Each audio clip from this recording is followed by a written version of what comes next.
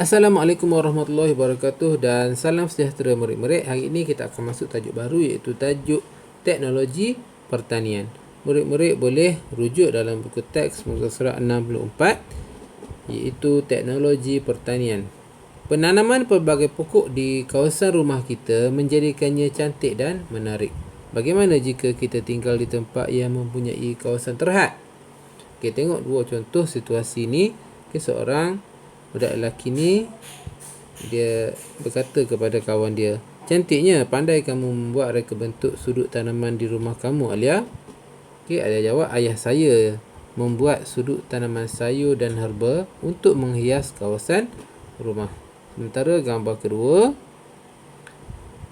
okey, semua pokok di sini ditanam dengan menggunakan bekas ya. Ya, melalui sistem takungan ini kita tidak perlu menyiram tanaman setiap hari. Walaupun kawasan rumah terhad, kita masih boleh bercucuk tanam. Baik, tak ada alasan untuk kita kata okey, rumah saya ni saya tinggal di kawasan bertingkat. Saya tinggal di rumah bangsa. Jadi saya tak ada tanah untuk bercucuk tanam. Dia telah buktikan bahawa walaupun tempat terhad tapi dia masih lagi boleh bercucuk tanam. Tengok dah keluar hasil dah. Okey. Pertanian bandar. Apa itu pertanian bandar? Pertanian bandar merupakan aktiviti bercucuk tanam bagi menghasilkan tanaman makanan di sekitar rumah yang mempunyai ruang terhad. Okey, dia nak menghasilkan tanaman makanan. Okey, kamu tengok contoh di rumah pangsa dan kondominium. Rumah pangsa dan kondominium sudah tentulah dia tak ada tanah untuk dia bercucuk tanam, tapi tetap dia boleh melakukan aktiviti bercucuk tanam. Ini kita panggil dia pertanian bandar. Tengok dia susun di koridor. Cantik susunan dia. Dia memanfaatkan ruang yang ada ni untuk bercucuk tanam, walaupun dia tinggal di kawasan yang tak ada tanah. Okey. Ataupun dia tinggal di kawasan tanah lot ataupun rumah teres. Rumah teres ni dia ada juga ruangan ataupun tanah, tapi ruangannya sangat terhad. Jadi dia dapat melakukan aktiviti bercucuk tanam dengan menggunakan kreativiti yang dia ada. Okey, tengok kawasan tanah lot dengan kawasan rumah teres ni, dia guna bermacam cara untuk melakukan aktiviti bercucuk tanam. Okey, kaedah penanaman kita ada dua, iaitu kita jalankan secara konvensional dan juga teknologi moden. Konvensional ni biasalah kita tanam atas tanah. Kalau tanah tu luas, luaslah kawasan penanaman kita. Sementara yang kedua adalah secara teknologi moden. Dia tak ada guna tanah sangat dan dia gunakan kreativiti dia lah untuk menghasilkan penanaman dengan mengikut situasi dia.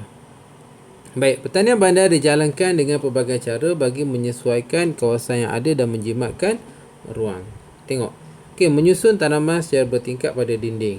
Okey, kalau dinding ada dinding kat belakang tu, okey, dia susun secara bertingkat pada dinding.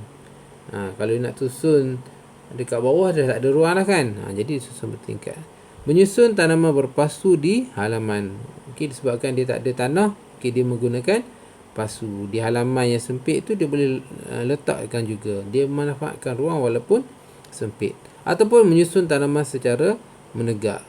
Menegak ni macam rumah lah. Rumah satu kawasan yang sempit, dia boleh mendirikan banyak rumah dengan melakukan kediaman bertingkat. Begitu juga dengan tanaman. Okey, tanaman dia ruang yang sempit, bila dia buat bertingkat ataupun secara menegak, dia dapat menghasilkan banyak tanaman. Okey, susunan pokok dan bekas tanaman yang dibuat secara kreatif menjadikan kawasan persekitaran kelihatan cantik dan menarik. Dia kita rajin ke tak rajin je sebenarnya. Tak ada alasan sebenarnya. Kawasan tu adalah tak ada terhad dan sebagainya. Baik, ada beberapa kebaikan pertanian bandar ni jika kita usahakan di kawasan rumah kita. Yang pertama, dia menghasilkan sumber makanan sendirilah. Sayur-sayuran tu tak payahlah nak beli sebab dah tanam. Bila nak makan, petik saja. Cuma bila nak buat tu lah, nak buat tu memang ada susah sikit. Tapi dia akan dapat menjimatkan duit lah. Kita nak makan, kita boleh ambil sendiri. Tak perlulah kita nak pergi beli. Kita beli tu dia petik bila pun kita tak tahu. Tapi bila kita petik sendiri yang kita tanam, sudah pastilah dia segar. Okey, yang kedua, memelihara alam sekitar dengan menggunakan bahan guna semula sebagai bekas tanaman. Tak perlu nak beli pasu. Kita guna je apa yang ada. Tengok dia guna bekas minuman. Okey, dan dia dah jimatkan duit dah nak daripada beli. Dapat kita semula. Kemudian dapat pula makan hasil tanaman sendiri. Okey, seterusnya adalah menjadikan sisa buangan dapur sebagai baja kompos. Sisa buangan tu dia jadikan sebagai baja. Dia bila kita guna sendiri, bila tanam sendiri ni, kita guna baja yang kita tahu baja tu apa. Tak adalah kita gunakan bahan kimia. Kalau yang kat kedai tu kamu nampak cantik tu, kemungkinan dia gunakan bahan kimia. Jadi benda tu akan masuk dalam tubuh badan kita. Seterusnya akan menjanakan pendapatan sampingan jika hasil tanaman dijual. Jika banyak sangat takkan kita nak makan semua. Kita boleh jual. Ataupun kalau tak nak jual, kita boleh sedekahkan kepada jiran-jiran kita. Selain daripada kita makan sendiri, dia juga bermanfaat pada orang lain. Dapat pahala lagi. Dah lah jimat duit, kan? Jadi ini adalah kebaikan dia. Banyak lagi sebenarnya kebaikan, dan jika kita rajin untuk mengusahakan pertanian bandar di kawasan rumah kita. Cuba kamu tengok kawasan rumah kamu ada tak? Kalau tak ada, kita akan buat yang sesuai dengan keadaan tempat kediaman kita. Okey, cikgu rasa hari ini setakat ni dulu. Cikgu nak kamu tulis dalam buku kamu apa itu pertanian bandar dan kebaikan-kebaikan pertanian bandar di kawasan kediaman kita. Cikgu rasa setakat tu saja untuk hari ini. Sekian, terima kasih.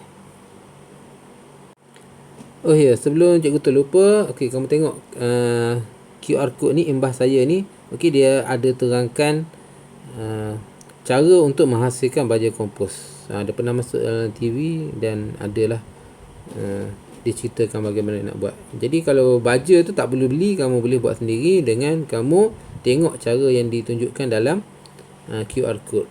Jadi kamu scan yang ni untuk kita tahu. Okey, itu saja. Sekian, terima kasih.